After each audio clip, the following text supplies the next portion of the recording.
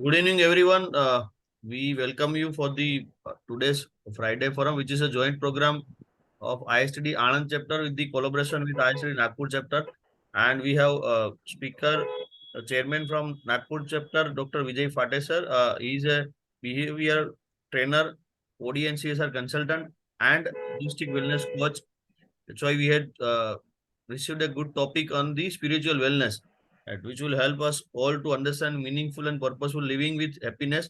So over to Vijay sir. Thank you. Thank you. Am I audible to you? Yes, sir. Please. Okay, good. Let's go. People will keep joining so that they will get benefited. Any point of time you feel you need to ask any questions, kindly put it in the chat. And then the young will you be able to coordinate with all the questions and chat, and then we can ask at the end if I miss something. Yes, sir. Okay. Yes, sir. Yes, sir. Please. So my presentation is visible to you. Yes, sir.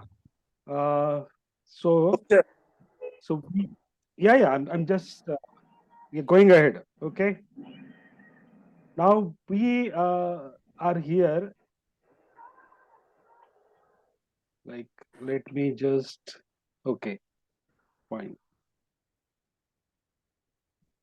Not able to see the participant list. Okay, fine.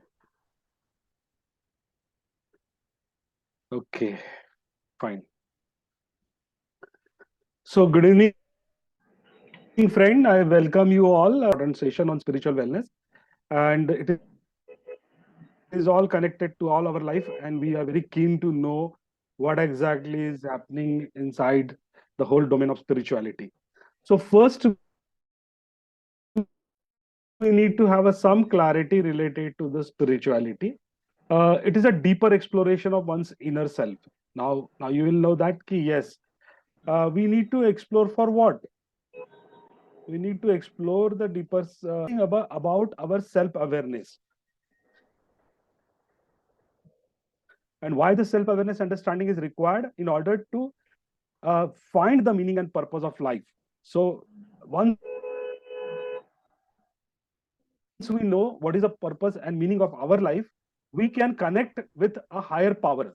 Say for that a God, those who are believing in God, and those who don't believe in God, you can say for them it is a connecting with the universal consciousness or a divine force. Now you will find here the triangle which I created, that there is an inner exploration is going on at one point. The meaning of purpose of life is there, and that is for the direction and fulfillment. Then there is a connection with the higher power for inspiration, guidance, and sense of belongingness. Now, these three things are very much important. So, we need a wisdom that is coming from the higher source. All are connected to the same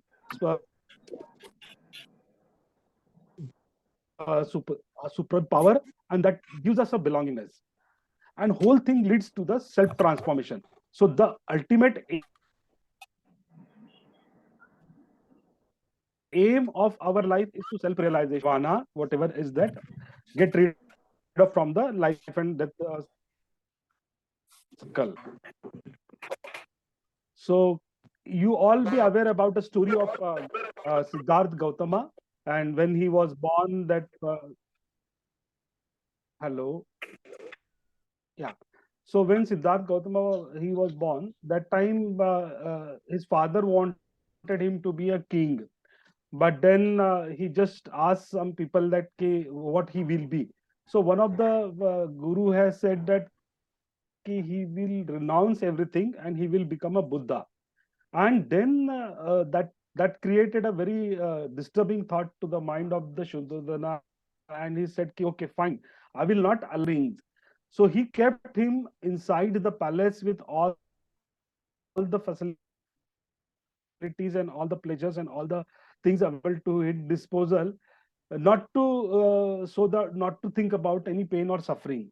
So one day he decided to go out of his palace, and then on the way he saw that somebody was suffering, somebody was dying, and somebody was getting old. And at every point of time he thought that is that the life? Is that the life that we born, we grow old, then we age, then we suffer, and then one day we die. And this cycle of life and birth and death is happening. So he went to a monk who was sitting there and who was very much happy, and he said that, yes, I'm happy, but what are you doing? He asked. He said that, I'm searching for the meaning of life. At that moment, Siddharth Gautam also thought that, yes, if I have to be a spiritually enlightened person, and if I have to get rid of this birth and life cycle, birth and death cycle, then I have to find the meaning of life. So that is a meaning and purpose. That is what we our focus is, that to find the purpose and meaning of life. So here comes the spiritual wellness. Now, this spiritual wellness is the integration of spirituality into the various aspects of life. You will find here the model which I created. This is a Fate holistic wellness model, will, and you will find that there are the 10 dimensions of wellness. The spiritual build the center, and it is connected to the all dimensions of our life. So I will explain it in more detail as in time availability is there. Now, what we are doing in spiritual wellness, we have to balance and harmonize the spiritual belief, values, and practices with all the dimensions of the wellnesses. If we fail to balance and harmonize, we are going to get affected because of either spiritual illness, or because of the illness or the disease. So coming to the wellness model, since I'm talking about the holistic wellness, this model, I conduct regularly program on holistic wellness, and it ensure the harmony between the different dimensions of wellness. The moment you have a harmony between the different dimensions of wellness, you get empowered to have the optimum potential, and optimum potential ensure you optimum longevity. It also enhances your productivity and improves your performance. It help you in fulfilling the purpose of life, and it help you in achieving the self transcendence. Now, this is what is the main crux of what we call a spirituality. Spirituality is getting elevated above self. We are all engrossed in our self itself, me, mera, and this is creating a bondage, and we won't be able to become a spiritual. And once we transcend above ourself, there is a happiness, and then there is a happiness in and around everything. Everything in and around, we find that giving us a happiness. So let's just watch this person. It's an ad.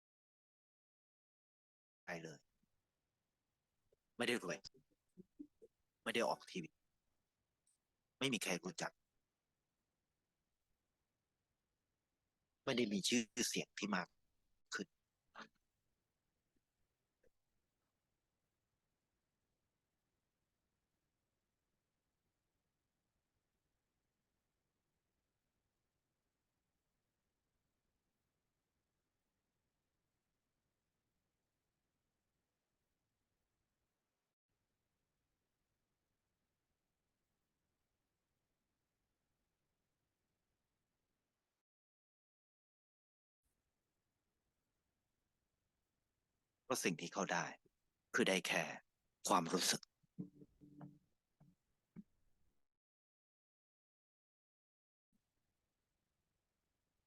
ได้เห็นความสุข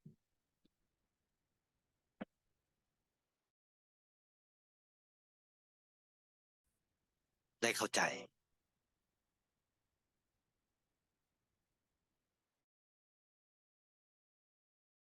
ได้ความรัก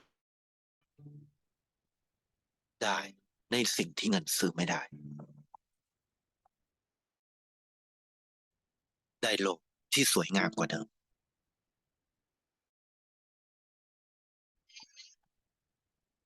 ในชีวิตคุณ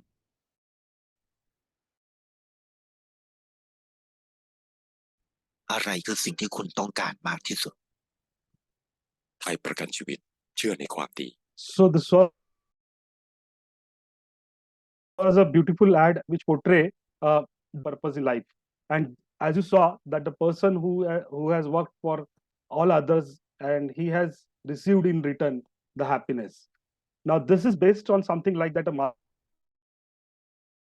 Maslow's need hierarchy model. Now, you'll find that we all get stuck up in the deficiency need. We work for our physiological need, food, shelter. We work for safety needs. We want security, people to around us to have love, affection. Then we want to have our achievement, power, position, and all these deficiency need remain stuck up. That is the reason we cannot elevate ourselves. And since we are not able to elevate ourselves, we are not able to enjoy the spirituality in real self and able to enjoy the happiness in and around our life. The moment we rise about to think about the cognitive self-actualization. Self-actualization is a stage where person realizes our potential and he start working it for the others. So Abraham Maslow has given one more important point is the transcendence. And my whole work on spirituality is focused on self-transcendence, how to elevate yourself from your self, like that is self elevation above the self. So this is the then I'll skip this this is the another important thing, that in yoga, in our yoga philosophy, there is a prakriti and purusha, and the prakriti is says that the consciousness, prakriti is a material thing and purush is the consciousness. Now when we say that yoga word itself has coined by the meaning of yug. Huge is a joining, actually part of the Prakriti, materialistic thing. Our body is made of materialistic thing. We want to connect with the Purusha, that is a super consciousness. And then you see that the self, here you'll find that there is a yellow circle, there is a self. We are a living, movable, limited, and bounded. These are the qualities of ourself. Like us, there are other human beings who are also living, movable, limited, and bounded. In our environment, we find that mountains are there, rivers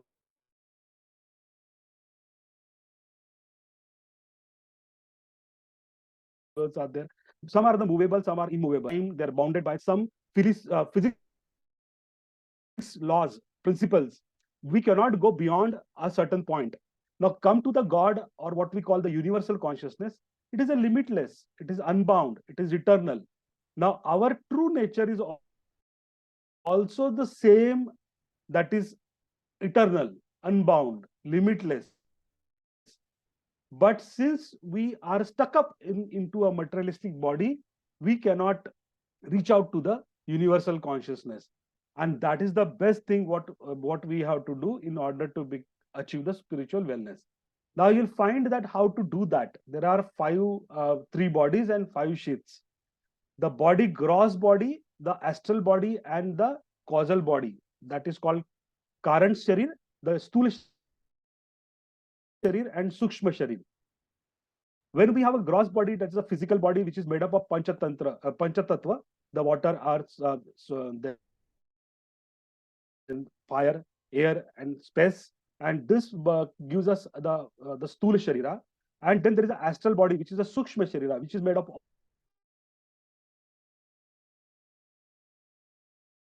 all our emotions, our thoughts, our feelings. It's a kind of very sukshma, it's a minute, but it is still limited, because the day you are going to die, this whole thing is going to get extinguished. So it has got no existence beyond that. But the causal body, that is a Karan Sharir, what is the energy, it is going to live. So that is what every religion is trying to say, that you have to come out of your materialistic dependency, and how you need to think about it to the Sukshma Sharir, and the prana is the one which is the connecting factor to all the theory. And through the prana itself, we can heal our body and we can rise to that level. Now you talk about the kosha also, the shit body is having. First, there is a physical body, then there is a pranamaya body, that is a vital energy. Then there is a mind, mental, emotional. Now, Vijnanamaya is a wisdom, and there is a Anandmaya is a bliss. The moment we reach out to the Anandmaya state, there is a bliss and happiness in and around us. Now, you may think that these bodies are shits are very tight bound compartment. There is nothing like that tight bound compartment. They all are very dynamic, and you constantly, your physical body is interacting with the pranamaya body, your manomaya body, and wisdom or the vijnanamaya body. And then we, some point of the time, because of one or the other reason, we enjoy the state of happiness and bliss. But our state of happiness and bliss is very limited. It is for a momentary kind of thing. If you want a kind of continuous state of happiness, then we need to have a balance among all the koshas. The sharir is made of the pancha tattva. The subtle body or the sukshma sharira is made of the 5 sense organs. Then there are 5 karmendriya, and then there is a internal organs. They are mind, intellect, memory, and ego, and the prana. And prana is the one which is all connecting. That is the reason through meditation, the pranayama or yoga, we can regulate our body. Moving to the chakra is also having the same philosophy. And in yoga, we say that the root chakra, which is called the Muladhara chakra, it all, like I said, a Maslow's need hierarchy, it all is starting from the base. It all concerned about the survival. It all concerned about the grounding. The moment we say, though there is a, in our Hindu philosophy and yogic philosophy, we have given the sound, that is lam. But in a real sense, the mantra is I am. So the moment you say that I am, though I exist, no, that is what we say, that swa is existing. So we are existing. Then I feel through all the sensory organs. I feel. Then I do work on. I do manifest. Then I love. When you reach the heart chakra, or we call anahat chakra, the love is unbounding. That's why we make a heart meditation, love meditation. In a heart loving meditation, we connect with other hearts, we connect with other human beings, and we spread the love around us. Then through the throat, Vishuddhi chakra, we communicate. And they say that when I speak, I'm not speaking a kind of language for the purpose of having an interaction. I'm speaking a language of love.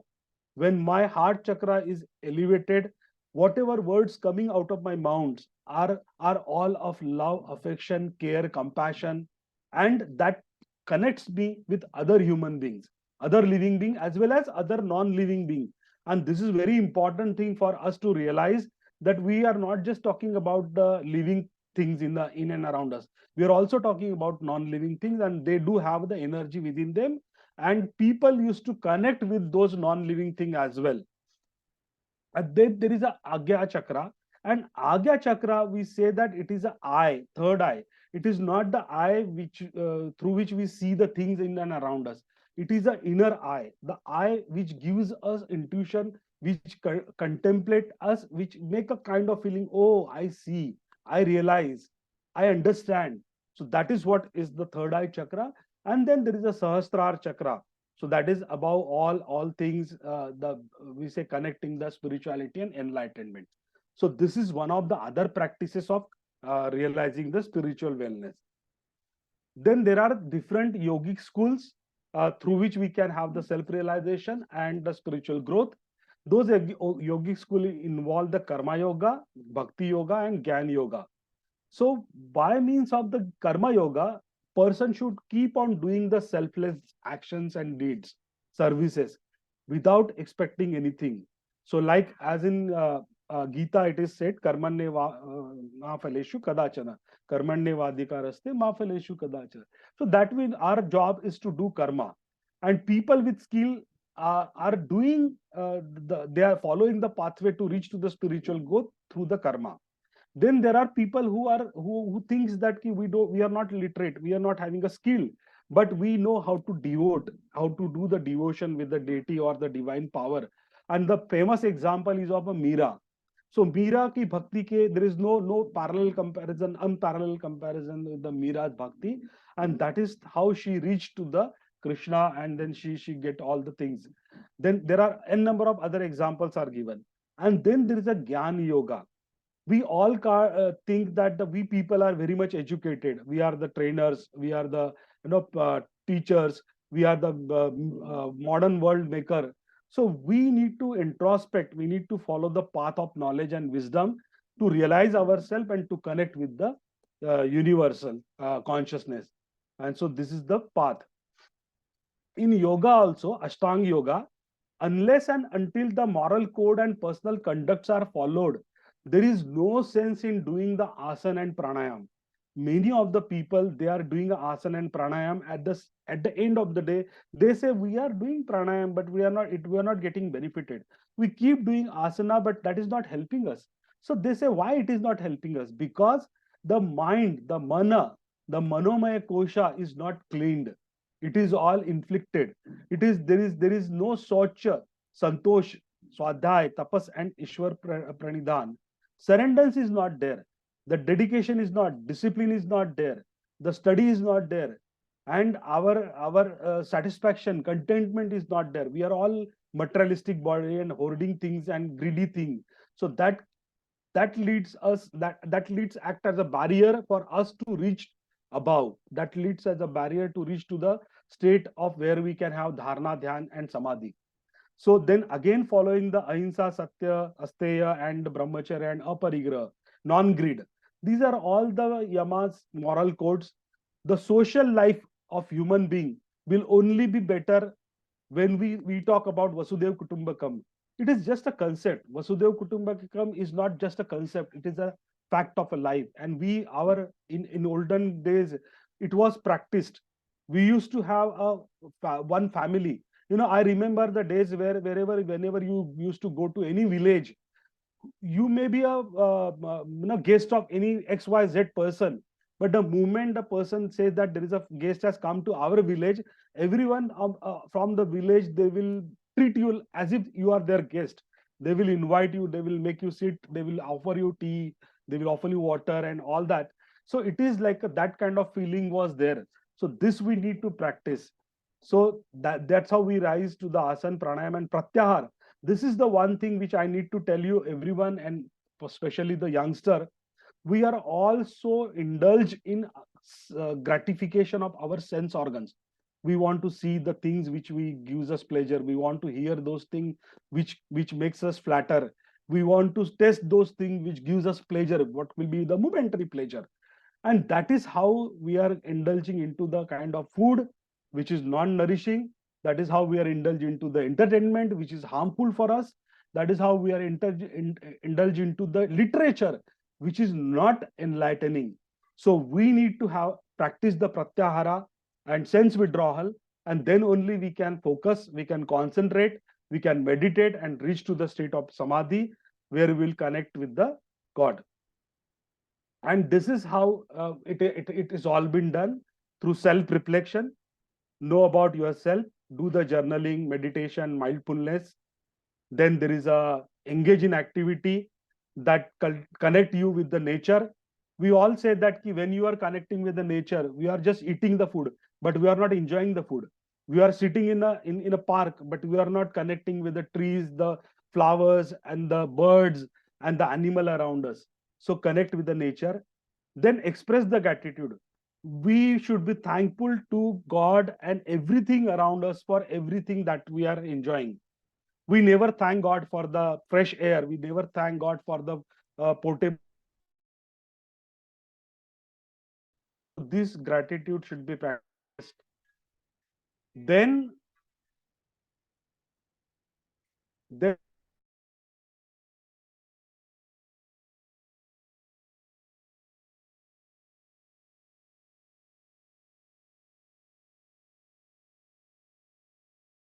self realization on your own. The to someone who's enlightened or which are there, which will help you, which will guide you for the self growth and personal achievement. Cultivate compassion. This is the practice one has to practice every day. Every day we need to enter into the yoga, the mindfulness, prayer, the volunteering. So should begins at home. That is what they say, that we should give part of our earnings to a society. We should practice that. And then there is something called community support. Take the help of community. Many of us are very much doing things for the community, and I know people who are constantly devoted their life for the community growth.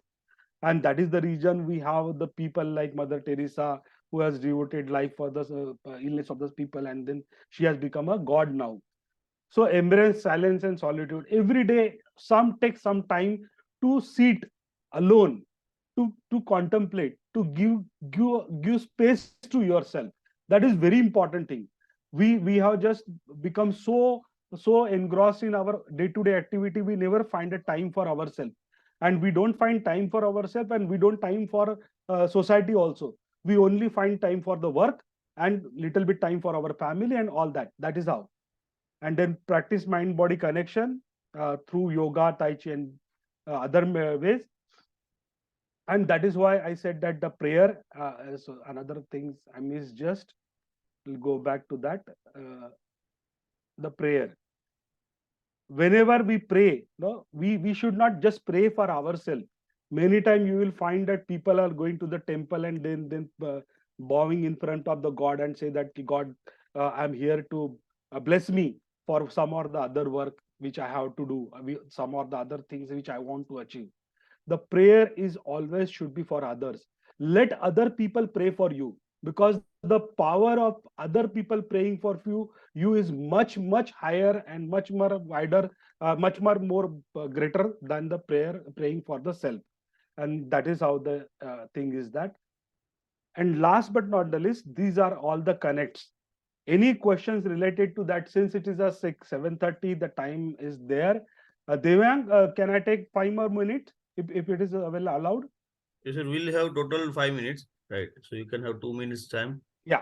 Yes, I'll just because this is an important slide. Friends, you will find that the spirituality, how it is connected to vocation. When we are spiritual wellness, we are enjoying spiritual health and fitness. The work that is assigned to us, we do with the gratitude, with the sincerity. We do the justice to our duties, our roles and responsibility. When it is connected with physical self, we take care of our body. We don't torture our body. We don't enter into the substance abuse. We don't enter into the harmful practices that affect our health. When it is connected with the society, we think about others. When it is connected with emotions, there is no ill thought. We don't carry the baggage. We always think about others. We always feel that let everyone be happy in and around me, so ultimately I will also happy. When coming to the financial wellness, we always reserve the part of our earnings for the some charity, some philanthropy work, and for the betterment of others. When it comes to the environment, we think about the environmental sustenance, the sustainable development. We think about growing trees. We think about not creating a pollution in and around us. We think about creating cleanliness. And then when it comes to the legal, we think about justice, we think about fairness in dealing, we think about, as I am getting affected because of someone else problem, I should not give problem to others and make them suffer from because of that. When it comes to intellect, we learn the scriptures, we learn the philosophy, we contemplate, we explore, and then we grow. And when it comes to technology, we use the technology reliably, we use the technology sensibly, we do not use technology get addicted, and we use for the mass destruction or the mass harm, we use for the betterment of all. So this is what is there. Any queries or question related to this, please, you're open to ask me. Thank you very much from my side. I tried to capsulate it in a very short time of half hour. It is just an introduction to the spiritual wellness. A wider and longer session can be planned for the all benefit of all. Yes, sir. Yes, sir. Thank you, Vijay sir. It was nice topic, and we also wanted to have just an introduction of this topic so that everyone get involved into such a great topic. And if anyone interested, we can have planned long session. We can take only one Yes. expert sessions, or we can have one questions from the experts. Anyone from the participants. Hello Yes, Bhagirath sir, Yes, please. sir. Vijay sir, बोलिए बोलिए sir. जैसे spirituality के लिए शुरुआत में जैसे कुंडलिनी बोलते हैं, तो वो कहाँ से शुरू होता है? जी सर, कुंडलिनी मेडिटेशन जो है कहाँ ना, से ये शुरू कर सकते नहीं, I'll just tell you something about Kundalini. Kundalini is ji a ji Shakti which is there inside us, and that हाँ, Shakti is residing in a Muladhara chakra, that is a root chakra. And Kundalini keep getting elevated to the Sahasrara chakra, and then it keep traveling. So practice of rising the Kundalini is something uh, which is very difficult thing, and it is always suggested that people should not indulge into playing with the energy. You can always think about elevating your from all chakra, because your body all functionings are related to each chakra, because your Muladhara chakra related to the your excretory system, your reproductive system, your Swadhisthana chakra related to the digestion, then your Anahat chakra related to the circulation, then Vishuddhi is related to the hormonal balances, the Agya chakra related to the with the thoughts and intuitions. So thing is that though Kundalini is given and importance and significance, but it is very difficult to rise it, and it is also difficult to control it, because it's a very high powered energy. It should not be practiced without the supervision of any guru, and then only you can should do that.